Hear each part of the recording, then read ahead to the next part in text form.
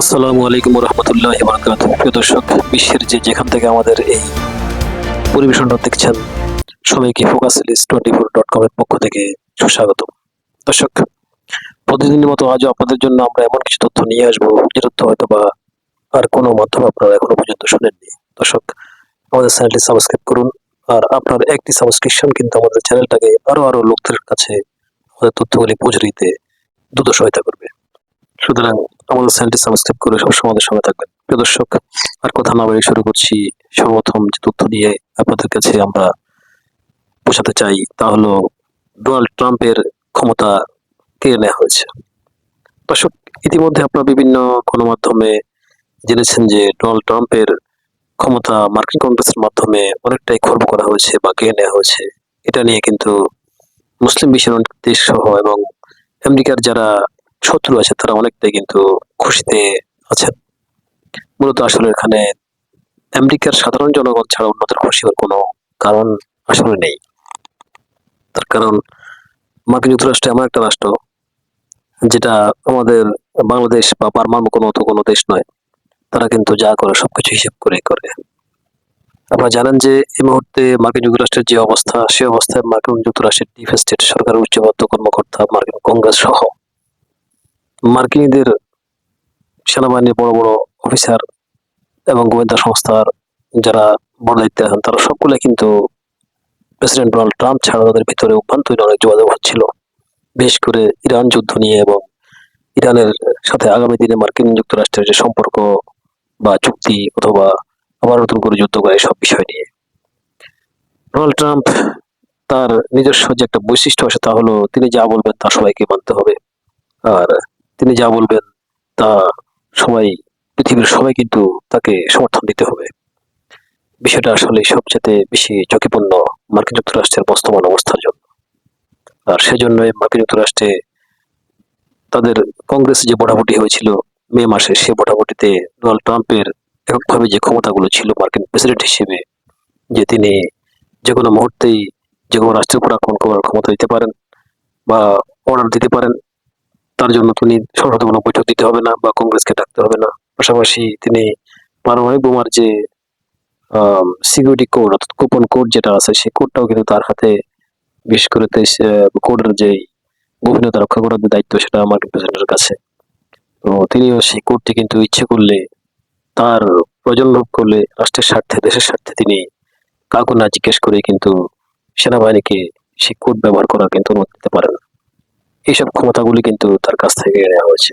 দর্শক, মার্কিন যুক্তরাষ্ট্র এমন একটা রাষ্ট্র, ক্ষমতা কেড়ে নেওয়ার সময় আমরা ভোটাভুটি পর্যবেক্ষণ করে দেখেছি, মাত্র 2 ভোটে ডোনাল্ড ট্রাম্প হেরেছেন এবং কংগ্রেসের যে প্রস্তাব যে প্রেসিডেন্টের এককভাবে যুদ্ধে অর্ডার দেওয়ার ক্ষমতা খর্ব করা, সে প্রস্তাবটি পাশ হয়েছে মাত্র 2 ভোটে। অর্থাৎ আমরা বলতে পারি কোন রকমে সে প্রস্তাবটা জিতেছে। আবার মার্কিন ডিপ স্টেট বলতে যাদেরকে বোঝায়, আমি একটু আগে যেটা আপনাদেরকে বলেছি, তারা যদি মনে করে না যুদ্ধ আমেরিকার জন্য এখন খুবই প্রয়োজন, তাদেরকে যুদ্ধ করতে হবে, তখন তারা ইমিডিয়েটলি আবার এই বিলটি আবার কংগ্রেসে উত্থাপন করে ভোটাভুটি দিয়ে আবার কিন্তু মার্কিন প্রেসিডেন্টের সাথে ক্ষমতা দিতে পারে। এটা তাদের মাত্র একদিন ব্যাপার। আমি মনে করি অত্যন্ত কম সময়ের মধ্যে কিন্তু যুক্তরাষ্ট্র এ ধরনের সিদ্ধান্ত নিতে পারে, তাদের এ ধরনের ব্যবস্থা রয়েছে। সুতরাং এ বিষয়ে বিভিন্ন মাধ্যমে যে বাকবিতণ্ডতা তৈরি করে লম্বা খবর তৈরি করা হয়েছে তার কোনো প্রয়োজন নেই। মূলত দৃষ্টি দিয়ে আমরা মধ্যপ্রাচ্যের দিকে। দর্শক, মার্কিন কংগ্রেসের ভোটাভুটির মাধ্যমে যখন ডোনাল্ড ট্রাম্পের ক্ষমতাটা খর্ব হয়ে গেল, ঠিক তখনই কিন্তু লেবাননে আক্রমণ বন্ধ হয়ে গেছে এবং দখলদার রাষ্ট্রের পক্ষ থেকে কিন্তু লেবাননকে প্রস্তাব দেওয়া হয়েছে স্থায়ী যুদ্ধ বিরতিতে আসার জন্য।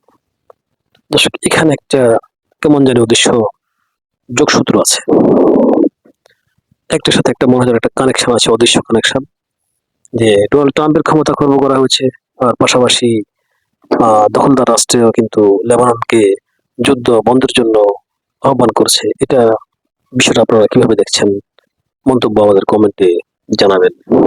কিন্তু বাংলা ভাষায় আমরা একটা কথা বলি, তা হলো ছাগল নাচে খুঁটির বলে। এখানে অনেকে কিন্তু মনে করেন যে খুঁটি যদি শক্ত হয়, মজবুত হয় এবং ভালো করে মাটিতে পোঁতা হয়, তাহলে ছাগলটা ভালো করে নাচবে। তেমন না। খুঁটা যত ঢিলে হবে ছাগল তত বেশি নাচবে, আর খুঁটা যত বেশি শক্ত করে গাড়া হবে ছাগল কিন্তু তত বেশি নাচতে পারে না। বিষয়টা উল্টা। এখন দখলদার রাষ্ট্রের খুঁটি কিন্তু দখলদার রাষ্ট্রের নেই। অর্থাৎ নেতা কাকুর খুঁটি কিন্তু নেতা কাকুর দেশে নয়, আমেরিকাতেই। এবং নেতা কাকুর প্রধান খুঁটি কিন্তু ডোনাল্ড ট্রাম্প। যখন খুঁটি নড়বড়ে থাকবে, অর্থাৎ ফ্রি থাকবে, মুক্ত থাকবে, তখন নেতা কাকু নাচবেন। আর যখন সেই খুঁটিকে মজবুত করে পুঁতে রাখা হবে, নড়তে দেওয়া হবে না, তখন নেতা কাকুর নড়াচড়াও কিন্তু বন্ধ হয়ে যাবে। ঠিক এই সূত্রটা কিন্তু ইরান ভালো করে ধরতে পেরেছে, যার জন্য ইরান বারবার দোষী করে কিন্তু মার্কিন যুক্তরাষ্ট্রকে। আপনাদেরকে ভেতরে একটা তথ্য দেই, ইরানের পক্ষ থেকে খুব গোপনীয়ভাবে মার্কিন যুক্তরাষ্ট্রকে বলা হয়েছে যে ইরান মার্কিন যুক্তরাষ্ট্রের সাথে কথা বলতে রাজি, চুক্তি করতে প্রস্তুত, বিভিন্ন বিষয়ে, একটি বিষয় ছাড়া বিভিন্ন বিষয়ে তারা ছাড় দিতেও প্রস্তুত, তবে মার্কিন যুক্তরাষ্ট্র যাতে দখলদার রাষ্ট্রকে কোনো ধরনের কোনো সমর্থন না দেয় এবং তাদের কাছ থেকে মার্কিন যুক্তরাষ্ট্রকে আলাদাভাবে আসতে হবে। দর্শক, এটাই কিন্তু মূল কারণ ইরান এবং আমেরিকার মধ্যে চুক্তিতে আসা বা না আসা, চুক্তি সম্পন্ন হওয়ার ফলপ্রসূ হওয়া বা ফলপ্রসূ না হওয়ার বিষয়ে কিন্তু দখলদার রাষ্ট্রের বিশাল একটা হস্তক্ষেপ আছে। আপনারা জানেন যে ডোনাল্ড ট্রাম্পের যে ক্ষমতা খর্ব করা হয়েছে, সেখানে হয়তো বা দখলদার রাষ্ট্রের কোনো একটা হস্তক্ষেপ থাকতে পারে। তার কারণ হচ্ছে একদিন পরে কিন্তু আবার দখলদার রাষ্ট্র লেবাননে আক্রমণ করেছে। তার মানে কি বোঝা যাচ্ছে যে ডোনাল্ড ট্রাম্প যে জাস্ট দিন দুয়েক আগে নেতা কাকুকে ফোনে ধমক দিয়েছিলেন যে লেবাননে আক্রমণ না করার জন্য, এই মুহূর্তে নেতা কাকু হয়তো সেটা ডোনাল্ড ট্রাম্পকে অন ফোনে পাল্টা কোনো উত্তর দেননি, কিন্তু কংগ্রেসে হয়তো বা কোনো না কোনো সিস্টেম করে, কোনো না কোনো ইঞ্জিনিয়ারিং করে সেখানে নেতা কাকুর ক্ষমতাটা খর্ব করে দিয়েছেন।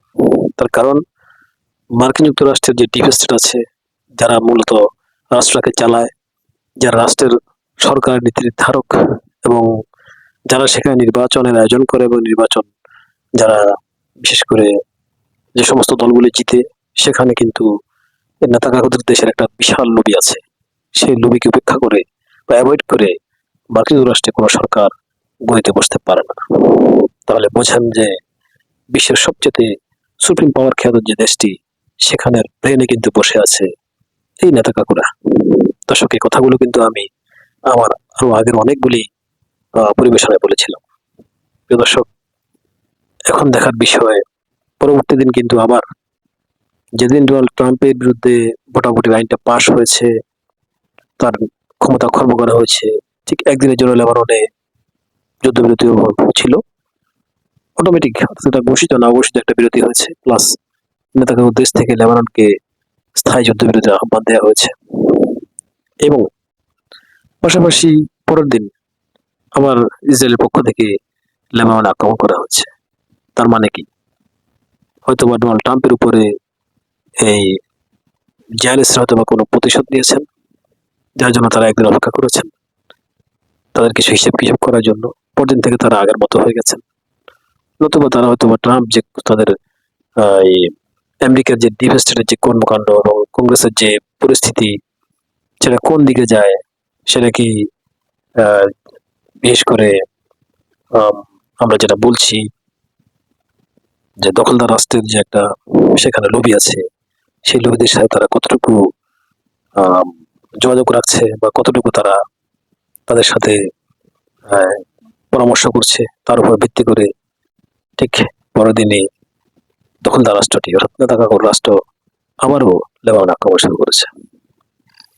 দর্শক, এই হিসাবগুলি কিন্তু আমাদের খুব বড় বেশি আমাদেরকে মাথা ব্যথা দিচ্ছে। তার কারণ এটা কোনো ভদ্র এবং সুশীল রাজনীতি নয়, এটা হচ্ছে অত্যন্ত ময়লা রাজনীতি, যেগুলো বিশ্বের ক্ষমতাধর রাষ্ট্রের প্রধানরা করছেন। বিশেষ করে আমরা যেটাকে বলি যে অত্যন্ত নিকৃষ্ট ব্রিজ পলিটিক্স, ঠিক সেম ঘটনা পলিটিক্সটা কিন্তু উচ্চ পর্যায়ে এখন চলছে। পৃথিবীর সবচেয়ে বড় বড় ক্ষমতাধর রাষ্ট্ররা কিন্তু সেই পলিটিক্সটা করছে। কাদের বিরুদ্ধে করছে? লেবাননের মতো দেশের বিরুদ্ধে করছে, ইরানের মতো দেশের বিরুদ্ধে করছে, আফগানিস্তানের মতো দেশের বিরুদ্ধে চালাচ্ছে। দর্শক, এই মুহূর্তে আরো একটা বিশেষ সংবাদ আপনাদেরকে আমি দিচ্ছি, তা হলো মধ্যপ্রাচ্যের ইরানে আরো একটা নতুন প্রযুক্তি উদ্ভাবন হয়েছে, যে প্রযুক্তিটিকে বলা হচ্ছে সুপারসনিক প্রযুক্তি, অর্থাৎ হাইপারসনিকের আরো একটি লেটেস্ট ধাপ সুপারসনিক। যে সুপারসনিক প্রযুক্তির ইঞ্জিন ব্যবহার করে ইরান একটা ফাইটার জেট তৈরি করেছে। কেউ কেউ বলছে সেটাকে মানুষবিহীন ফাইটার জেট, যার গতি প্রায় ঘন্টায় 4000 কিলোমিটার। এতদিন সেটা লোকচক্ষুর অন্তরা ছিল, কোনো মিডিয়ায় সেটা আসেনি। ইরান কিন্তু ফলো করে এখনো কোনো প্রচার করছে না। তবে বিভিন্ন রকমের গোয়েন্দা তথ্য থেকে জানা যায় যে ইরান এ ধরনের ফাইটার জেট তৈরি করেছে আরো কয়েক বছর আগে, কিন্তু তার বিশেষ কিছু বন্ধু রাষ্ট্রের অনুরোধে সেটা ইরান গোপন রেখেছে। ইরানের শত্রু রাষ্ট্রগুলো কিন্তু এই বিষয়ে তারা বিভিন্ন ধরনের তথ্য পেয়েছে এবং তারা চিন্তা করেছে যে ইরান এটা কিভাবে তৈরি করলো। বছরের বছর পর ধরে, বিশেষ করে বিগত প্রায় 40 বছর চাইতেও বেশি বছর ধরে ইরানকে যে নিষেধাজ্ঞা দেওয়া হয়েছে, শত শত নিষেধাজ্ঞা ইরানের উপর চাপিয়ে দেওয়া হয়েছে, ইরান এই নিষেধাজ্ঞাগুলো নিয়েও তারা কিভাবে এই সমস্ত প্রযুক্তিগুলো তারা তৈরি করছে এবং কিভাবে এই সমস্ত প্রযুক্তিগুলো তারা সফল হয়েছে, সেটা এখন ভাববার বিষয়। এই টেকনোলজি তারা কোথায় পেল, গবেষণা তারা করার জন্য কোটি কোটি ডলার প্রয়োজন, সে টাকা তারা কোত্থেকে জোগাড় করেছে এবং কিভাবে ইরানে সফল প্রযুক্তিগুলিকে আয়ত্ত করলো। সুপারসনিক পদ্ধতি কিন্তু এমডিকে অনেক পিছিয়ে আছে এখন পর্যন্ত, আর সেখানে রাশিয়া এবং চীনের সাথে সম্পর্ক করে ইরান অনেক দূর এগিয়ে গেছে। অনেকে বলছে এটা মনুষ্যবিহীন একটা ড্রোনের মতো, অথবা কেউ বলছে এটা পুরোটাই একটা মিসাইল, যেটা জেট ফাইটার মতো ঘন্টায় 4000 কিলোমিটার বেগে উড়ে যায়।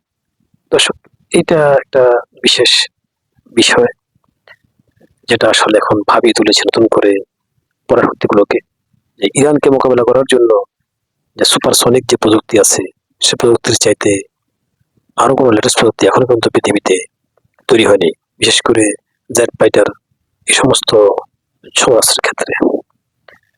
দর্শক, আপনারা কি ভাবছেন ইরান এটা কিভাবে আসলে তারা এই প্রযুক্তি আয়ত্ত করছে? ইরানের বিষয়ে আপনাদের মন্তব্য আমাদের কমেন্টে জানাবেন। আপনাদের কমেন্ট আমাদের জন্য অত্যন্ত গুরুত্বপূর্ণ। দর্শক, সর্বশেষ যে দুটি তথ্য দিয়ে আপনাদেরকে আজকের এই প্রোগ্রামটা শেষ করবো, তার মধ্যে একটা হচ্ছে ওমানে একটা বিশেষ সেন্সিটিভ টাওয়ারে আক্রমণ করা হয়েছে, যে টাওয়ারটি ওরানের একটা বিখ্যাত টাওয়ার। কোত্থেকে সে আক্রমণটা হলো সে বিষয়ে আপনাদের সামনে আমি কিছু কথা তুলে ধরবো। আর পাশাপাশি মার্কিন যুক্তরাষ্ট্রের ৫ম নৌবহরের প্রধান কার্যালয় সহ মধ্যপ্রাচ্যে থাকা মার্কিনদের বিশেষ বিশেষ ঘাঁটি, যেগুলোতে মার্কিনরা অনেক অনেক বেশি অস্ত্রশস্ত্র তৈরি করে জড়ো করেছেন, সে ঘাঁটিগুলোকে কেন টার্গেট করছে ইরান যুদ্ধের আগেই, সে বিষয়ে আমি আপনাদের সাথে কিছু কথা বলে তারপর আজকের এই প্রোগ্রামটি শেষ করব। দর্শক, ওমানে যে আক্রমণটা হয়েছে, ওমান সরকারের পক্ষ থেকে কিন্তু এখনো কোনো কিছু বলা হয়নি। তবে ওমানে যে আক্রমণটা হয়েছে সেটা একটা মিসাইল বিস্ফোরক আক্রমণ।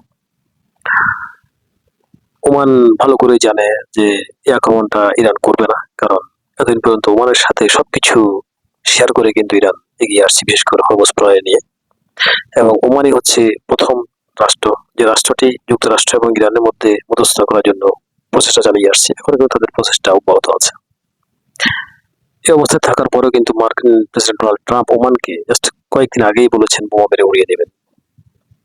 দর্শক, আপনারা কি ধারণা করছেন ওমানে যে মিসাইলটা ব্লাস্ট হয়েছে সেটাকে তাহলে সেই বোমা মেরে উড়িয়ে দেওয়ার কথার কারণেই এসেছে, নাকি সেখানে অন্য কোনো কারণ আছে? এরই মধ্যে ইরান থেকে যে কথাগুলো বলা হয়েছে, ইরান বলছে এটা অবশ্যই ইরান করেনি, কারণ ইরান যেই হামলা করবে সেটা ইরান প্রকাশ করেই করবে। ইরান সেটাকে কোনো লুকায়িত রাখে না, বা ইরান হামলা করে সেটা অস্বীকার কোনো কারণ নেই, কারণ ইরান যুদ্ধে আছে। অর্থাৎ একটা কথা আছে না, all is fair in war, love and war. Iran যুদ্ধে যেটা করবে সেটা স্পষ্টভাবে ঘোষণা দিয়ে করবে, এবং ইরান যে ঘোষণা দিয়ে করেছে সে বিষয়ে ইতিমধ্যেই সকল গণমাধ্যম এবং যারা যুদ্ধ বিশ্লেষক এবং যারা বিশেষ করে সারা পৃথিবীর জনগণ যারা এই সমস্ত বিষয়গুলি দেখেন, নজর রাখেন, তাদের কাছে বিষয়টা সম্পূর্ণভাবে ক্লিয়ার। দর্শক, ওমানের পক্ষ থেকেও সঠিক করে কাউকে এখনো দায়ী করা হচ্ছে না। ইরান যখন এ ধরনের বক্তব্য দিয়েছে, প্লাস ওমানের উপরে বোমা মেরে উড়িয়ে দেওয়ার যে ঘোষণা এসেছে এর আগে, সবকিছু মিলিয়ে আপনারা কি মনে করছেন যে ওমানের উপরে এই আক্রমণটা কোথেকে আসতে পারে? নাকি মার্কিন যুক্তরাষ্ট্রের কোনো আকাশ প্রতিরক্ষার মিসাইলটা ভুলক্রমে ওমানে গিয়ে পড়েছে। দর্শক, এ ধরনের ঘটনা মার্কিন যুক্তরাষ্ট্রের এখন বিভিন্ন ধরনের সেনাবাহিনীর তাদের যে যুদ্ধাস্ত্রগুলো তারা ব্যবহার করছে সেগুলি এখন ভুলভাল কোনো জায়গায় পড়ছে, এই ধরনের কথাবার্তা কিন্তু আরো এসেছে। হতে পারে হয়তো ধরনের কোনো কিছু কিনা। আপনারা কি মনে করছেন মন্তব্য আমাদের কমেন্টে জানাবেন। এবার আমরা দ্বিতীয় নম্বর প্রসঙ্গে আসি, তা হলো ইরান আমেরিকার কোন ড্রোন যদি তাদের আকাশ সীমায় ঢুকে, সেই ড্রোনটাকে তারা ইন্টারসেপ্ট করছে, বিপরীতে তারা যে হামলাটা করছে সে হামলাগুলো কিন্তু খুবই অর্থবহ এবং ইঙ্গিতপূর্ণ। তা হলো খুব দূরদর্শী হামলা করছে কিন্তু ইরান। যেমন ইরান এই হামলাগুলি করার আগেই জাস্ট এক সপ্তাহ আগে ঘোষণা দিয়েছে, ইরান আব্বাস আরাকচি এবং বাকার গালিবাফও কিন্তু বলেছেন যে ইরান এখন যে কোনো আগ্রাসনকে, যে কোনো ধরনের ইরানের বিরুদ্ধে পদক্ষেপের বিরুদ্ধে তারা কঠিন জবাব দেবে এবং ইরানের বিরুদ্ধে কোনো ব্যবস্থা যারা ছোট হোক বড় হোক সবকিছুকে ইরান কিন্তু খুব শক্ত হাতে কঠিনভাবে জবাব দেবে। এই কথাটা কিন্তু গণমাধ্যমে এসেছে, আপনারা একটু খেয়াল করে দেখুন বা মনে করে দেখুন।